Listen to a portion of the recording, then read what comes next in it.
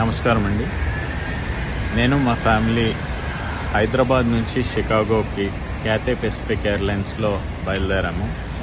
Hong Kong reach అయ్యేసరికి నా passport bag నలుగురు పాస్పోర్ట్స్ ఉన్న బ్యాగ్ పోయిందని తెలుసుకున్నాము. అందుకే మమ్మల్ని నెక్స్ట్ ఫ్లైట్ ఎక్కనివ్వలేదు, ఇంకా ఎయిర్పోర్ట్ నుంచి కూడా బయటికి రానివ్వలేదు. ఎయిర్పోర్ట్లోనే పిల్లలతో 3 days గడపాల్సి వచ్చింది. ఈలోపు మా వైఫ్ ట్విట్టర్లో నారా లోకేష్ గారిని ట్యాగ్ చేస్తూ ట్వీట్ పెట్టింది. ఆయన వెంటనే స్పందించి ఎక్స్టర్నల్ అఫేర్స్ మినిస్ట్రీ జయశంకర్ గారిని ట్యాగ్ చేశారు.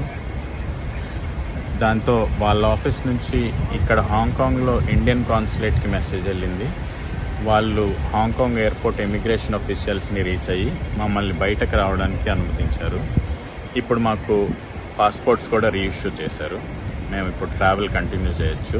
దానికి firstly I want to thank Nara Lokesh గారు అండ్ దగ్గరుండి అప్డేట్స్ తీసుకుని వాళ్ళ ఫాలో త్రూ చేసిన కొండపల్లి శ్రీనివాస్ గారికి అండ్ మెయిన్లీ జయశంకర్ గారికి we really thank you from the bottom of our hearts.